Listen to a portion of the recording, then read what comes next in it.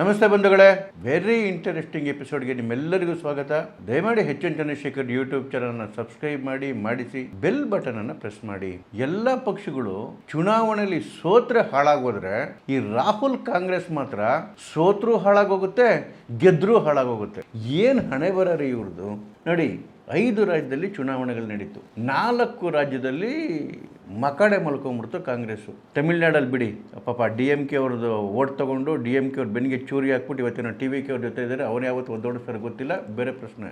ಆದರೆ ನಿಜವಾಗ್ಲೂ ಅಧಿಕಾರಕ್ಕೆ ಅಂತ ಬಂದಿದ್ದು ಒಂದು ಸ್ವಲ್ಪ ಶಕ್ತಿ ಮೇಲೆ ಅಂತ ಹೇಳಿದ್ರೆ ಅದು ಕೇರಳದಲ್ಲಿ, ಅದು ಅವ್ರ ಅಲಯನ್ಸ್, ಅದು UDF ಒಳ್ಳೆ ಮೆಜಾರಿಟಿನೇ ಬಂತು ಬಿಡಿ. 140ರಲ್ಲಿ 102 ಸೀಟು UDFಗೆ ಬಂತು. ಅದರಲ್ಲಿ ಕಾಂಗ್ರೆಸ್ಗೆ 63 ಸೀಟ್ ಬಂತು. ಕಳೆದ ಬಾರಿ ಕೇವಲ 22 ಸೀಟ್ ಬಂದಿತ್ತು. ಈ ಬಾರಿ 41 ಸೀಟ್ ಎಕ್ಸ್ಟ್ರಾ ಆಗಿ 63 ಸೀಟ್. ಅಲ್ಲಿ ಬಹುಮತಕ್ಕೆ ಬೇಕಾಗಿರ್ತಕ್ಕಂಥದ್ದು 71. ಇನ್ನು ಕೇರಳದಲ್ಲಿ ಇವರ ಅಲಯನ್ಸ್ ಪಾರ್ಟ್ನರ್ ಯಾರು ಗೊತ್ತಾ? Indian Muslim league. ಯಾರು ಭಾರತ ಪಾಕಿಸ್ತಾನನ ಪಾರ್ಟಿಷನ್ ಮಾಡೋದಕ್ಕೆ ನಿರಂತರವಾಗಿ ಹೊಡೆದಾಡ್ಕೊಂಡ್ಬಂದು ಹಿಂದೂಗಳ ನರಹತ್ಯೆ ಮಾಡಿ ಕಡೆಗೆ ಪಾಕಿಸ್ತಾನ ನಿರ್ಮಾಣ ಮಾಡಿಬಿಟ್ರಲ್ಲ, ಅದೇ ಇಂಡಿಯನ್ ಮುಸ್ಲಿಂ ಲೀಗ್ ಇವತ್ತು ಕೂಡ ಭಾರತದಲ್ಲಿದೆ, ಕೇರಳದಲ್ಲಿ ಬಹಳ ಸಕ್ರಿಯವಾಗಿದೆ. ಅವರು ಈ ಕಾಂಗ್ರೆಸ್ನ ಪಾರ್ಟ್ನರು, ದೇಶ ಹೊಡೆದವರು. ನೋಡಿ, ಅವ್ರಿಗೂ ಈ ಸರಿ 22 ಸೀಟ್ ಬಂದಿದೆ. ಬರೀ 22 ಸೀಟ್ ಬಂದಿರೋದಲ್ಲ ರೀ, ಕಳೆದ ಬಾರಿ ಇಂಡಿಯನ್ ಮುಸ್ಲಿಂ ಲೀಗಿಗೆ ಕೇವಲ 8.25% ಓಟ್ ಬಂದಿದ್ರೆ ಈ ಸರಿ 11% ಓಟ್ ಬಿದ್ದಿದೆ.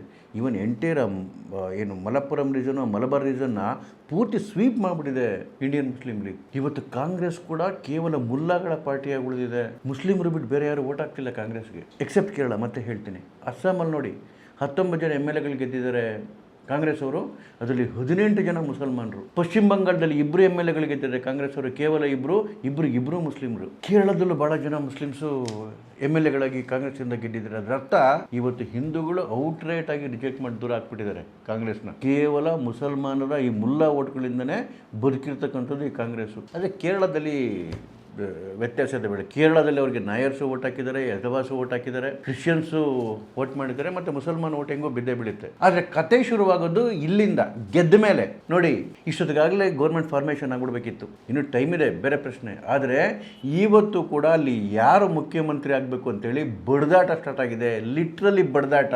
ಅಲ್ಲಿ 3 ಜನ ಮುಖ್ಯಮಂತ್ರಿ ಕ್ಯಾಂಡಿಡೇಟ್ಗೆ ದೊಡ್ಡ ಕಂಟೆಂಡರ್ಸು. ಒಂದು ರಾಹುಲ್ ಗಾಂಧಿ ಅವರ ಪರಮಾಪ್ತ ಮಿತ್ರ KC ವೇಣುಗೋಪಾಲ್, ಎರಡನೇದು ಅಲ್ಲಿನ ವಿರೋಧ ಪಕ್ಷದ ನಾಯಕರಾಗಿದ್ದಂತಹ ND ಸತೀಶನ್ ಅವರು, ಮೂರನೇದು ಅಲ್ಲಿನ ತುಂಬ ಸೀನಿಯರ್ ನಾಯಕ ರಮೇಶ್ ಚೆನ್ನಿತಾಲ. ಇನ್ನು ಸುಧಾಕರನ್ನು ಪ್ರಯತ್ನ ಮಾಡ್ತಿದ್ದಾರೆ. ಶಶಿ ತರೂರ್ ಅವರು ಚಾನ್ಸ್ ಸಿಕ್ಕರೆ ಒಂದು ಟವಲ್ ಹಾಕೋಣ ಅಂತೇಳಿ ಅವರು ಕಾಯ್ತಾ ಇದ್ದಾರೆ. ಇರಲಿ, ಈ 3 ಜನ ಕಂಟೆಂಡರ್ಸ್ನ ಮಧ್ಯದಲ್ಲಿ ದೊಡ್ಡ ಮಟ್ಟದ ಒಂದು ಫೈಟ್ ನಡೀತಾ ಇದೆ ಮುಖ್ಯಮಂತ್ರಿ ಗಾದಿಗೆ. ಸಮಸ್ಯೆ ಏನು ಅಂತ ಹೇಳಿದ್ರೆ, ಈ ಕಾಂಗ್ರೆಸ್ ಹೈಕಮಾಂಡ್ಗೆ ಉರುಫ್ ರಾಹುಲ್ ಗಾಂಧಿಗೆ ಏನಾದರೂ ಮಾಡಿ KC ವೇಣುಗೋಪಾಲ್ನ ಅಲ್ಲಿ ಪ್ರತಿಷ್ಠಾಪನೆ ಮಾಡಬೇಕು ಅಂತೇಳಿ ಭಾಳ ಆಸೆ ಇದೆ. ಹಾಗೋ ಹೀಗೋ ಮಾಡಿ ಒಂದಷ್ಟು MLA ಗಳ ಸಪೋರ್ಟ್ ಕೂಡ ಇದೆ. ಮೊನ್ನೆ ಮುಕುಲ್ ವಾಸ್ನಿಕ್ ಅಲ್ಲಿಗೆ ವೀಕ್ಷಕರಾಗಿ ಬಂದಿದ್ದರು. ಅವರೇ ಬೇಕು ಅಂತೇಳಿ ಮೀಡಿಯಾದವ್ರಿಗೆ ನ್ಯೂಸ್ನ ಲೀಕ್ ಮಾಡ್ತಾರೆ. 50 MLA ಗಳ ಸಪೋರ್ಟು KC ವೇಣುಗೋಪಾಲ್ಗಿದೆ ಅಂತೇಳಿ. ಕಂಪ್ಲೀಟ್ ಆ ಮಲಬಾರ್ ರೀಜನಲ್ಲಿ ಇರ್ತಕ್ಕಂಥ MLA ಗಳು, ಸೆಂಟ್ರಲ್ ಕೇರಳ ಭಾಗದ MLA ಗಳು, ಇವರೆಲ್ಲರ ಸಪೋರ್ಟು ವೇಣುಗೋಪಾಲ್ಗಿದೆ ಅಂತೇಳಿ ಒಂದು ಸುದ್ದಿಯನ್ನು ಹರಿಬಿಡ್ತಾರೆ, ಲೀಕ್ ಮಾಡ್ತಾರೆ. ಆದರೆ ಇಲ್ಲಿ ದೊಡ್ಡ ಫ್ಯಾಕ್ಟರ್ ಅಂತ ಹೇಳಿದ್ರೆ ND ಸತೀಶನ್ ಅಲ್ಲಿನ ನಾಯರ್ ಸಮುದಾಯದಲ್ಲಿ ಬರ್ತಕ್ಕಂಥ ಒಂದು ದೊಡ್ಡ ಹೆಸರು. ಇವನ್ ರಮೇಶ್ ಚೆನ್ನಿತಾಲ್ ಕೂಡ ನಾಯರು. ಆದರೆ ಈ ND ಸತೀಶನ್ಗೆ ಇಂಡಿಯನ್ ಮುಸ್ಲಿಂ ಲೀಗ್ ಏನಿದೆ, ಆ ಇಂಡಿಯನ್ ಮುಸ್ಲಿಂ ಲೀಗ್ನ ಕಂಪ್ಲೀಟ್ ಸಪೋರ್ಟ್ ಇದೆ.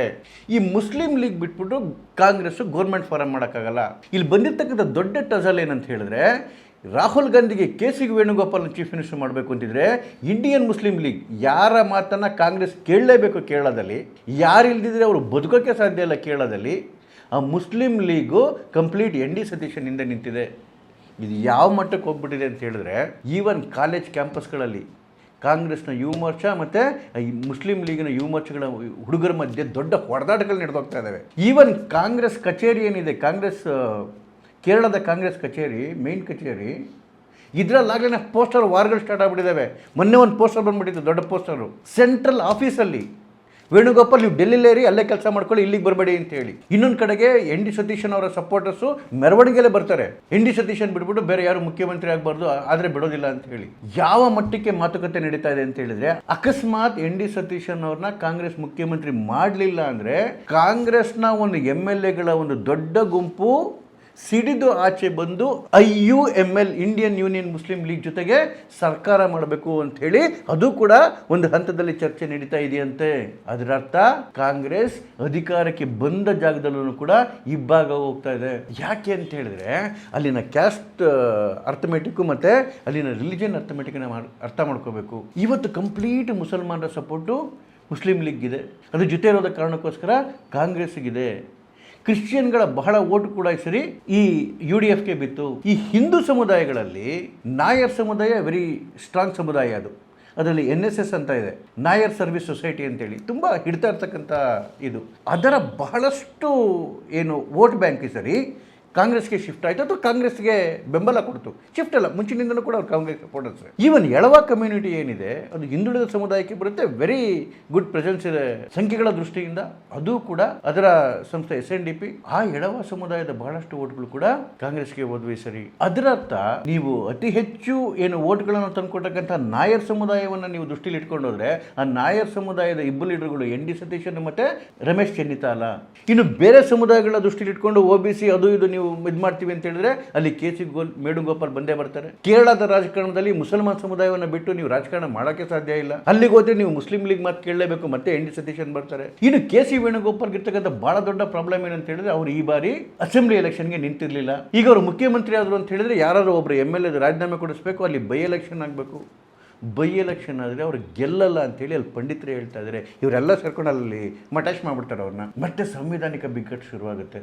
ಯಾಕೆಂದರೆ ಮುಖ್ಯಮಂತ್ರಿ ಪದವಿ ಗಳಿಸಿದಂತಹ 6 ತಿಂಗಳೊಳಗಡೆಗೆ ಅವರು ಎಲೆಕ್ಷನಲ್ಲಿ ಗೆದ್ದು ಬರಬೇಕು. ಅಷ್ಟರೊಳಗಡೆ ಯಾವುದಾದ್ರು ಒಬ್ಬರು MLA ರಾಜೀನಾಮೆ ಕೊಡಿಸಿ ಅಲ್ಲಿ ಇವ್ರು ನಿಂತ್ಕೊಂಡು ಅಲ್ಲಿ ಬೈ ಎಲೆಕ್ಷನ್ ಆಗಿ ಅಲ್ಲಿ ಗೆದ್ದು ಬರಬೇಕು. ಅಷ್ಟು ಸುಲಭದ ಮಾತಾ? ಈಗಲೇ ಮನೆಯೊಂದು 8 ಬಾಗಿಲಾಗಿರ್ತಕ್ಕಂಥ ಕಾಂಗ್ರೆಸ್ಸು ಬೈ ಎಲೆಕ್ಷನಲ್ಲಿ ಇವ್ರಿಗೆ ಗೆಲ್ಲಕ್ಕೆ ಬಿಡುತ್ತಾ? ಇಂಥ ಸಂದರ್ಭದಲ್ಲಿ ಶಶಿ ತರೂರಿಗೆ ಏನಾದರೂ ಚಾನ್ಸಸ್ ಹೊಡೆದು ಬಿಡ್ಬೋದಾ? ಅದನ್ನು ಕೂಡ ಒಂದಷ್ಟು ಚಿಂತನೆಗಳು ನಡೀತಿದೆ. ಆದರೆ ರಾಹುಲ್ ಗಾಂಧಿ ಅಂತೂ ಶಶಿ ತರೂರ್ ಹೆಸರು ಕೇಳಿದ್ರೆ ಉರ್ದುರ್ದು ಬೀಳ್ತಾರೆ. ಅವ್ರು ಮಾಡಕ್ಕೆ ಬಿಡ್ತಾರಾ? ನನಗೇನೋ ಭಾಳ ಕಷ್ಟ ಅನಿಸುತ್ತೆ. ರಮೇಶ್ ಚೆನ್ನಿತಾಲ ಒಂದು ಮಧ್ಯಮ ಆಯ್ಕೆ ಆಗುತ್ತಾ? ರಮೇಶ್ ಚೆನ್ನಿತಾಲ ಬಿಡಿ, ಅವ್ರಿಗಿರ್ತಕ್ಕಂಥ ಶಕ್ತಿನ ಯಾರು ಅಲ್ಗಳಿಯೋಕ್ಕಾಗಲ್ಲ.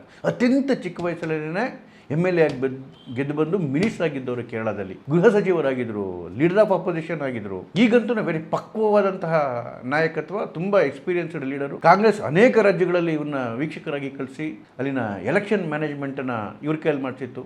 ದೊಡ್ಡ ಮಟ್ಟದಲ್ಲಿ ಗೆಲುವನ್ನು ತಂದುಕೊಟ್ರು ಅನೇಕ ಜಾಗಗಳಲ್ಲಿ. Trusted leader. ಆದರೆ ದೊಡ್ಡ ಮಟ್ಟದ MLAಗಳ ಸಪೋರ್ಟ್ ಅವ್ರ ಹಿಂದೆ ಇಲ್ಲ.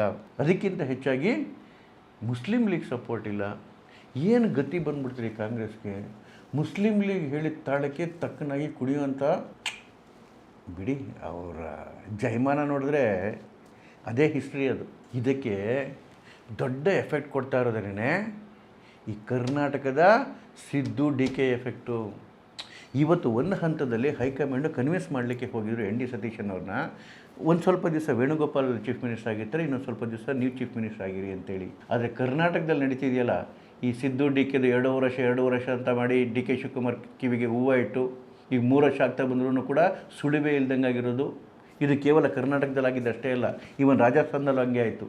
ಅಲ್ಲಿ ಅಶೋಕ್ ಗೆಹ್ಲೋಟ್ ಮತ್ತು ಸಚಿನ್ ಪೈಲಟ್ ಅವರಿಗೆ 2 ವರ್ಷ ಅಂತೇಳಿ ಅಗ್ರಿಮೆಂಟ್ ಆಗೋಗಿತ್ತು. ಅಟ್ಲೀಸ್ಟ್ ಸಿದ್ದರಾಮಯ್ಯ ಮತ್ತು DK ಶಿವಕುಮಾರ್ ಮಧ್ಯೆ ಆಗಿತ್ತಾ ಇಲ್ವ ಅನ್ನೋದು ಯಾರಿಗೂ ಗೊತ್ತಿಲ್ಲ. ಆದರೆ ಅಲ್ಲಿ ಅಗ್ರಿಮೆಂಟ್ ಆಗಿತ್ತು. ಆದರೆ ಒಂದು ದಿವಸನೂ ಅಶೋಕ್ ಗೆಹ್ಲೋಟ್ ಬಿಟ್ಕೊಳ್ಳಿಲ್ಲ ಮುಖ್ಯಮಂತ್ರಿ ಸ್ಥಾನವನ್ನು. ಏನೂ ಮಾಡ್ಕೊಳ್ಳೋಕ್ಕಾಗಲಿಲ್ಲ ಕಾಂಗ್ರೆಸ್ ಹೈಕಮಾಂಡ್ ಕೈಲಿ. ಅದೇ ರೀತಿಯಲ್ಲಿ ಕಾಂಗ್ರೆಸ್ ಗೌರ್ಮೆಂಟ್ ಇದ್ದಾಗ ಛತ್ತೀಸ್ಗಢಲ್ಲೂ ಹಾಗೆ ಆಗಿತ್ತು. ಭೂಪೇಶ್ ಬಘೇಲ್ ಮತ್ತು ಸಿಂಗ್ದೇವ್ ಅವ್ರ ಮಧ್ಯೆ 2 ವರ್ಷ ಅಗ್ರಿಮೆಂಟ್ ಆಗಿತ್ತು. ಒಂದಿನೂ ಭೂಪೇಶ್ ಬಘೇಲ್ ಬಿಟ್ಕೊಳ್ಳಲಿಲ್ಲ. ಕಾಂಗ್ರೆಸ್ ಹೈಕಮಾಂಡ್ ಏನೂ ಮಾಡಲಿಕ್ಕಾಗಲಿಲ್ಲ. ಮಧ್ಯಪ್ರದೇಶಲ್ಲಿ ಕಮಲ್ನಾಥ್ ಮತ್ತು ಜ್ಯೋತಿರಾದಿತ್ಯ ಸಿಂಧ್ಯಾ ಮಧ್ಯೆ ಇದೇ ರೀತಿ ಕಿರಿಕ್ ಶುರುವಾಯಿತು. ಹೈಕಮಾಂಡ್ ಏನೂ ಮಾಡಲಿಕ್ಕಾಗಲಿಲ್ಲ. ಯಾಕೆ ಅಂತ ಹೇಳಿದ್ರೆ ಯಾರ್ಯಾರು ರೀಜನಲ್ ಲೀಡರ್ಗಳು ತುಂಬ ಸ್ಟ್ರಾಂಗ್ ಆಗಿದ್ದಾರೆ ಅವ್ರು ಯಾರು ಹೈಕಮಾಂಡ್ ಮೇಲೆ ಕ್ಯಾರೆ ಅನ್ನಲ್ಲ. ಕಾಂಗ್ರೆಸ್ಸಲ್ಲಿ BJP ಥರ ಅಲ್ಲ. ಅಲ್ಲಿ ಈಗ ND ಸತೀಶನ್ ಅವ್ರಿಗೂ ಅದೇ ಭಯ. KC ವೇಣುಗೋಪಾಲ್ ಏನಾದರೂ ಮುಖ್ಯಮಂತ್ರಿ ಆದರೆ ಆಮೇಲೆ ನಾನು ಬಿಟ್ಕೊಡ್ಲಿಲ್ಲ ಅಂತ ಹೇಳಿದ್ರೆ ಅದು ಬಿಟ್ಕೊಡೋದು ಇಲ್ಲ ರೀ. ಅದು ಯಾರು ಈ ಹೈಕಮಾಂಡ್ ಮಾತು ಕೇಳ್ತಾರೆ? 99 ಸರಿ ಸೋತಿರೋ ರಾಹುಲ್ ಗಾಂಧಿ ಮಾತು ಯಾರಿಗೆ ಕೇಳ್ತಾರೆ? ಇನ್ನು ಮಲ್ಲಿಕಾರ್ಜುನ್ ಖರ್ಗೆ ಅವ್ರ ಅಧ್ಯಕ್ಷರು ಇಲ್ವಂತಿಲ್ಲ, ಅವ್ರಿಗೆ ಡೌಟ್ ಆವಾಗವಾಗ. ಹಾಗಾಗಿ ಈ ಕರ್ನಾಟಕದ ಎಫೆಕ್ಟು, ಸಿದ್ದು DK ಎಫೆಕ್ಟು ಇವೆಲ್ಲ ನೋಡಿದ ಮೇಲೆ ಅಲ್ಲಿನ ಯಾವ ಲೀಡರು ಕೂಡ ಹೈಕಮಾಂಡ್ ಮಾತು ಮೇಲೆ ನಂಬಿಕೆ ಇಲ್ಲ. ಸಿಕ್ಕಿದ್ರೆ ಈಗಲೇ ಸಿಗಲಿ ಅನ್ನೋ ಭಾವನೆ ಎಲ್ರಿಗೂ ಬಂದ್ಬಿಟ್ಟಿದೆ. ಸಿಗದೇ ಇದ್ದರೆ ಈಗ ಏನಲ್ಲಾಗಲೇ ಊಹಾಪೋಹ ನಡೀತದೆ. ಇಂಡಿಯನ್ ಮುಸ್ಲಿಂ ಲೀಗ್ ಜೊತೆಗೆ ಒಂದು ಭಾಗ ಕಾಂಗ್ರೆಸ್ನ MLAಗಳು ಹೋಗಿ ಸರ್ಕಾರ ಮಾಡೋ ಪ್ರಯತ್ನ ಮಾಡ್ತಾರೆ ಅಂಥೇಳಿ. ಅದಾದರೂ ಕೂಡ ಆಶ್ಚರ್ಯ ಇಲ್ಲ. ಹಾಗಾಗಿನೇ ನೋಡಿ ಇವತ್ತಿಗೋದ್ರೂ ಅಲ್ಲಿ ಡಿಸೈಡ್ ಮಾಡಲಿಕ್ಕೆ ಆಗ್ತಿಲ್ಲ. ಎಂಥ ಹೀನಾಯ ಪರಿಸ್ಥಿತಿಗೆ ಬಂದ್ಬಿಡ್ತೀರಿ ಕಾಂಗ್ರೆಸ್ಸು. ನೋಡೋಣ ಏನಾಗುತ್ತೆ ಅಂಥೇಳಿ. ನಮಸ್ಕಾರ.